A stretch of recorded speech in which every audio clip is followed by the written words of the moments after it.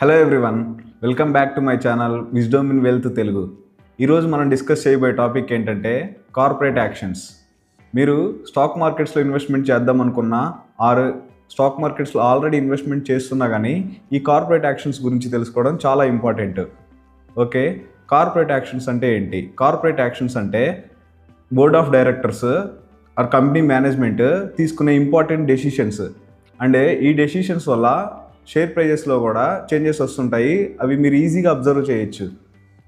ఈ corporate actions గురించి తెలుసుకోవడం వల్ల మీరు కంపెనీ ఫినాన్షియల్ హెల్త్ గురించి ఈజీగా అర్థం చేసుకోవచ్చు. అండ్ మీరు లాంగ్ టర్మ్లో ఇన్వెస్ట్మెంట్స్ చేయాలా లేదా లాంగ్ టర్మ్లో ఇన్వెస్ట్మెంట్స్ చేయకూడదా అనే డెసిషన్స్ కూడా ఈజీగా తీసుకోవచ్చు. ఓకే, ఇప్పుడు మనం 5 కార్పొరేట్ యాక్షన్స్ ఏంటో తెలుసుకుందాం. First one dividend, and second one bonus issue, third one rights issue, fourth one stock split, and fifth one buyback shares and acquisitions. So friends, ఈ వీడియోని స్కిప్ చేయకుండా లాస్ట్ వరకు చూడండి. స్కిప్ చేయకుండా చూడడం వల్ల మీకు కార్పొరేట్ యాక్షన్స్ గురించి ఈజీగా అర్థమైపోతుంది. So let's start the video. First one dividends. Dividends అంటే ఏంటి? డివిడెండ్స్ అంటే కంపెనీకి వచ్చిన ప్రాఫిట్స్లో కొంత పోర్షన్ని షేర్ హోల్డర్స్తో షేర్ చేసుకోవడం. ఫర్ ఎగ్జాంపుల్ ఎలా అంటే, ఒక కంపెనీ 1 ఇయర్లో 300 crores ప్రాఫిట్ ఎర్న్ చేసింది అనుకోండి, అందులో కొంత పోర్షన్ ఒక 10% షేర్ హోల్డర్స్తో షేర్ చేసుకోవడం అంటే 30 crores. సో ఓకే, డివిడెండ్స్ కంపల్సరీగా పే చేయాలంటే కంపెనీస్ డివిడెండ్స్ అనేవి కంపల్సరీగా పే చేయాల్సిన అవసరం లేదు. కొన్ని కంపెనీస్ ఏం చేస్తాయంటే వచ్చిన ప్రాఫిట్స్లో ఫ్యూచర్ గ్రోత్ కోసం యూజ్ చేసుకుంటాయి, ఫ్యూచర్ ఎక్స్పాన్షన్ కోసం.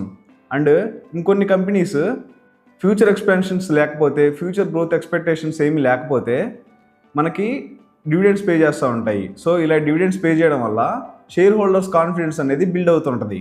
సో డివిడెండ్ అనేది పర్ షేర్ బేసిస్లోనే పే చేస్తుంటారు. ఒక్కొక్కసారి పర్సంటేజ్లో చెప్తుంటారు. మీరు పర్సంటేజ్ చెప్పినప్పుడు మీరు ఈజీగా క్యాలిక్యులేట్ చేసుకోవడానికి ఒక ఫార్ములా ఉంది. ఫార్ములా ఏంటంటే dividend per share is equal to dividend percentage into face value by 100. Face value అంటే కంపెనీస్ షేర్స్ క్రియేట్ చేయడానికి అసైన్ చేసిన ఒరిజినల్ వాల్యూ, అది ట్రూ వాల్యూ అంటారు.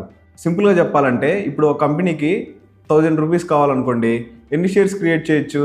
10 ఫేస్ వాల్యూ పెట్టి 100 షేర్స్ని క్రియేట్ చేయొచ్చు, లేదా 5 ఫేస్ వాల్యూ పెట్టి 200 షేర్స్ని క్రియేట్ చేయొచ్చు. ఇక్కడ 5, 10 అనేది ఫేస్ వాల్యూ అంటారు, దాన్ని ఒరిజినల్ వాల్యూ అని కూడా అంటారు.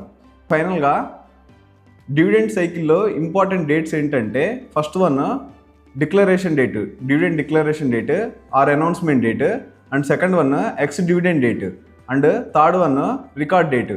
డిక్లరేషన్ డేట్ అంటే ఏంటంటే కంపెనీ యాన్యువల్ జనరల్ మీటింగ్లో బోర్డ్ ఆఫ్ డైరెక్టర్స్ డిక్లేర్ చేస్తారు పర్ షేర్కి ఎంత డివిడెండ్ పే చేయాలి అని. అండ్ ఎక్స్ డివిడెండ్ డేట్ అంటే ఏంటంటే మీకు డివిడెండ్స్ కావాలనుకుంటే ఆ కంపెనీ నుంచి ఈ ఎక్స్ డివిడెండ్ డేట్ ముందల రోజే ఆ కంపెనీ షేర్స్ మీ పోర్ట్ఫోలియోలో ఉండాలి, అప్పుడే మీరు ఎలిజిబుల్ అవుతారు. ఎక్స్ డివిడెండ్ డేట్ తర్వాత ఉంటే మీరు డివిడెండ్కి ఎలిజిబుల్ అవ్వరు. అండ్ రికార్డ్ డేట్ అంటే ఏంటంటే కంపెనీ రికార్డ్స్ చెక్ చేసి అప్పటికి ఎవరైతే షేర్ హోల్డర్స్ ఉన్నారో వాళ్ళకి మాత్రమే డివిడెండ్ పే చేసిద్ది. సో ఫ్రెండ్స్, డివిడెండ్స్ పే చేశాక స్టాక్ ప్రైజెస్లో అడ్జస్ట్మెంట్స్ జరుగుతాయి. ఫర్ ఎగ్జాంపుల్ ఎలా అంటే, ఇప్పుడు స్టాక్ ప్రైస్ 500లో ట్రేడ్ అవుతుంది అనుకోండి, మీకు డివిడెంట్ కంపెనీ 20 రూపీస్ పే చేశారనుకోండి, ఈ 20 రూపీస్ అనేది స్టాక్ ప్రైస్లో కట్ అవుతుంది. అంటే స్టాక్ ప్రైస్ ఇప్పుడు అప్రాక్సిమేట్గా 480లో ట్రేడ్ అవ్వడం స్టార్ట్ అవుతుంది. సో డివిడెండ్స్ గురించి ఇంతే ఫ్రెండ్స్. ఇప్పుడు మనం నా పర్సనల్ ఒపీనియన్ గురించి డిస్కస్ చేసుకుందాం. నా పర్సనల్ ఒపీనియన్ ఏంటంటే కంపెనీస్ డివిడెండ్స్ పే చేయకుండా మనీని ఫ్యూచర్ గ్రోత్ కోసం యూజ్ చేసుకుంటే చాలా బెటర్ అని నా ఒపీనియన్, నా పర్సనల్ ఒపీనియన్. సో ఇప్పుడు వ్యూవర్స్ ఏం చేస్తారంటే ఈ మాత్రం హింట్ ఇస్తే చాలు ప్రో లెవెల్ థింకింగ్ స్టార్ట్ చేస్తారు. ఇప్పుడు ఏం చేస్తారంటే డివిడెండ్స్ పే చేయని కంపెనీస్ అన్నీ ఒక షార్ట్ లిస్ట్ చేసుకొని ఆ కంపెనీస్లో ఇన్వెస్ట్మెంట్ చేయడం స్టార్ట్ చేస్తారు. సో ఫ్రెండ్స్, ఇది చాలా రాంగ్. మీరు కంపెనీస్లో ఇన్వెస్ట్మెంట్ చేద్దాం అనుకునేటప్పుడు మీరు కంపెనీస్ యొక్క financial statement and financial health గురించి తెలుసుకోవడం చాలా important. Next corporate action bonus issue. Bonus issue అంటే ఏమిటంటే కంపెనీ షేర్ హోల్డర్స్కి ఫ్రీ షేర్స్ని అలాట్ చేస్తుంది. కంపెనీ క్యాష్ రిజర్వ్స్లో ఉన్న క్యాష్ని ఫ్రీ షేర్స్గా కన్వర్ట్ చేసి షేర్ హోల్డర్స్కి ఫ్రీగా షేర్స్ ఇస్తుంది.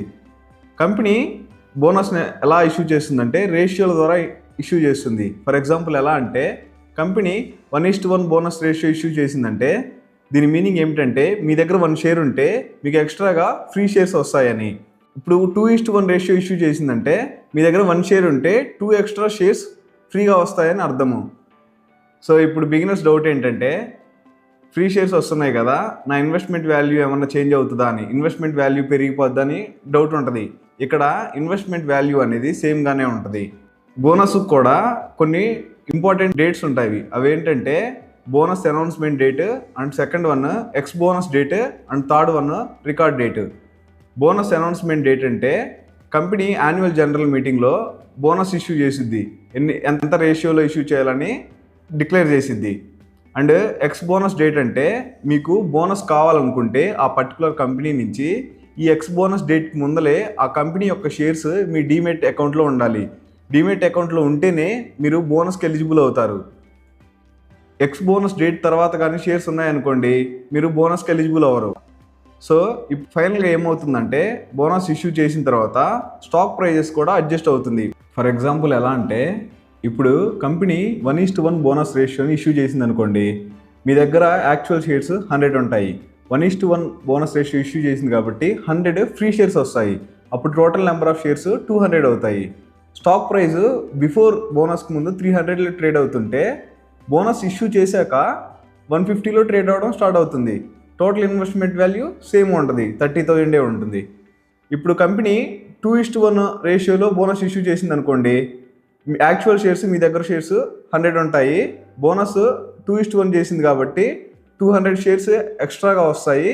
ఇప్పుడు టోటల్ షేర్స్ కౌంట్ 300 అవుతుంది. స్టాక్ ప్రైస్ 300లో ఉన్నది కాస్త 165లో ట్రేడ్ అవ్వడం స్టార్ట్ అవుతుంది. సో మీ ఇన్వెస్ట్మెంట్ వాల్యూ కూడా సేమ్గానే ఉంటుంది, 30,000 ఉంటుంది. ఓకే, కంపెనీస్ ఇప్పుడు బోనస్ ఇష్యూ చేయడం వల్ల మనకి యూజ్ ఏంటి, ఇన్వెస్ట్మెంట్ వాల్యూ సేమ్గానే ఉంటుంది కదా అంటే బోనస్ ఇష్యూ చేయడం వల్ల రిటైల్ పార్టిసిపేషన్ అనేది ఎక్కువైపోతుంటుంది ఆ పర్టికులర్ కంపెనీలో. ఫర్ ఎగ్జాంపుల్ ఎలా అంటే ఇప్పుడు ఒక స్టాక్ ప్రైస్ 2,000 ఉందనుకోండి, 2,000 ఉంటే మనం కొనగలమా? కొనలేం కదా. అదే స్టాక్ ప్రైస్ అడ్జస్ట్ అయ్యి ఒక 100లో 200లో ట్రేడ్ అవుతుంటే రిటైల్ పార్టిసిపేషన్ ఎక్కువ మంది ఉంటారు, అంటే చీప్గా చౌకగా వస్తున్నాయని. సో బోనస్ ఇష్యూ చేయడం వల్ల స్టాక్ ప్రైస్ అనేది అడ్జస్ట్ అవుతుంటుంది, ఇన్వెస్ట్మెంట్ వాల్యూ అనేది సేమ్గానే ఉంటుంది. బెనిఫిట్ ఏంటంటే రిటైల్ పార్టిసిపేషన్ ఎక్కువ అవుతుంది కాబట్టి స్టాక్ ప్రైస్ ఫ్యూచర్లో గ్రో అవ్వడానికి స్కోప్ ఉంటుంది. So third corporate action stack split. Stock split అంటే ఇది కొంచెం వినడానికి ఆక్వర్డ్గా అనిపిస్తుంది కానీ ఇది రెగ్యులర్గా స్టాక్ మార్కెట్స్లో జరుగుతూనే ఉంటుంది. మనం స్టాక్ మార్కెట్స్లో ఎక్కువగా వింటూ ఉంటాము ఇది స్టాక్ స్ప్లిట్ అనేది.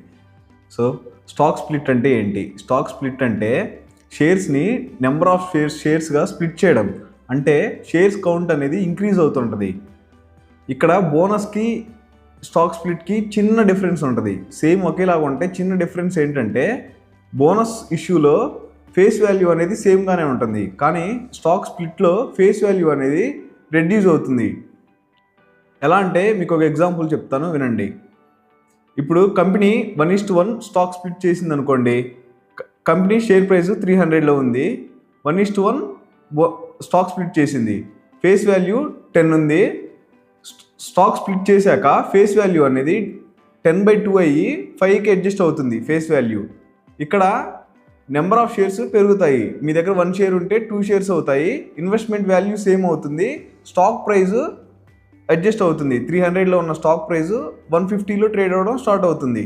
సో ఇప్పుడు కంపెనీ 1:5 స్టాక్ స్ప్లిట్ అనౌన్స్మెంట్ చేసింది అనుకోండి, మీ దగ్గర 1 షేర్ ఉంటే 5 షేర్స్ ఎక్స్ట్రాగా వస్తాయి.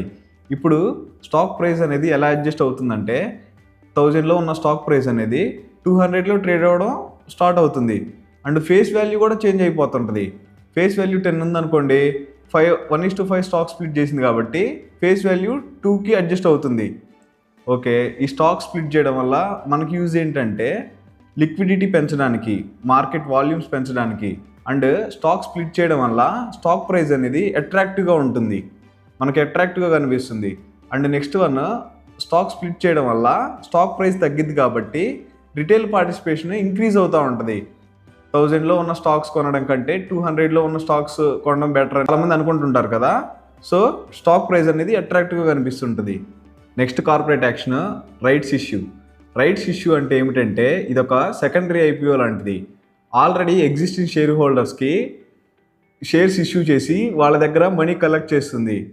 సపోజ్ ఎలా అంటే కంపెనీ ఇప్పుడు 1:4 రైట్స్ ఇష్యూ చేసింది అనుకోండి. మన దగ్గర 4 షేర్స్ ఉంటే, కంపెనీకి సంబంధించిన 4 షేర్స్ ఉంటే మనం ఎక్స్ట్రా 1 షేర్ కొనడానికి మనకి రైట్స్ ఇష్యూ చేస్తుంది.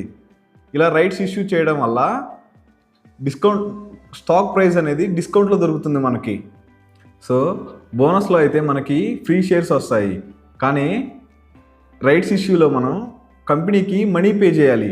కానీ ఇక్కడ అడ్వాంటేజ్ ఏంటంటే మనకి డిస్కౌంట్లో షేర్స్ అనేవి డిస్కౌంట్లో వస్తాయి.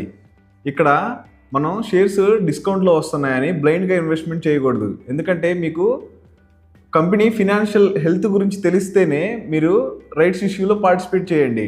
ఫినాన్షియల్ హెల్త్ గురించి తెలియకపోతే మీరు ఎక్కువ షేర్స్ కొనుక్కుంటే మీరు లాంగ్ టర్మ్లో లాస్ అవ్వడానికి ఎక్కువ స్కోప్ ఉంటుంది. And next corporate action buyback, company acquisitions. Buyback shares అంటే కంపెనీ తన ఓన్ షేర్స్ని మార్కెట్ నుంచి కొనుక్కుంటుంది. ఇలా కొనుక్కోవడం వల్ల ఇన్వెస్టర్స్ కాన్ఫిడెన్స్ అనేది పెరిగిపోతుంటుంది. అంటే డిమాండ్ పెరిగిపోతుంది, సప్లై తగ్గుతుంది కాబట్టి total number of out standing shares కూడా తగ్గిపోతుంటాయి. ఫర్ ఎగ్జాంపుల్ ఇప్పుడు కంపెనీ 10 lakh షేర్స్ ఉన్నాయనుకోండి, ఒక 1 lakh షేర్స్ బైబ్యాక్ చేస్తే total out standing shares 9 lakh అవుతాయి. ఇలా చేయడం వల్ల ఇన్వెస్టర్స్ కాన్ఫిడెన్స్ కూడా బిల్డ్ అవుతుంటుంది. స్టాక్ ప్రైస్ కూడా ఫ్యూచర్లో పెరగడానికి కొంచెం స్కోప్ ఎక్కువ ఉంటుంది. సో ఫ్రెండ్స్, మనం ఈ వీడియోలో కార్పొరేట్ యాక్షన్స్ గురించి ఇన్ డీటెయిల్గా తెలుసుకున్నాం కదా. డివిడెండ్స్ గురించి, బోనస్ ఇష్యూ గురించి, రైట్స్ ఇష్యూ గురించి, స్టాక్ స్ప్లిట్ గురించి అండ్ బైబ్యాక్ గురించి ఇన్ డీటెయిల్గా తెలుసుకున్నాం కదా. ఒక స్మాల్ రిమైండర్ ఏంటంటే, కొన్ని కంపెనీస్ ప్రాఫిట్స్ రాకపోయినా కానీ మనకి డివిడెండ్స్ పే చేస్తుంటాయి వాటి క్యాష్ రిజర్వ్స్ నుంచి. సో వీలైనంత వరకు ఇలాంటి కంపెనీస్ని అవాయిడ్ చేయడం బెటరు. సో ఫ్రెండ్స్, నా కంటెంట్, నా ఎఫర్ట్స్ మీకు నచ్చినట్టయితే ప్లీజ్ లైక్ చేయండి and subscribe to my YouTube channel wisdom in wealth Telugu. మీకు ఏమైనా డౌట్స్ ఉన్నా కానీ కామెంట్ సెక్షన్లో కామెంట్ చేయండి, నేను రిప్లై ఇస్తాను యాజ్ సూన్ యాజ్ పాసిబుల్.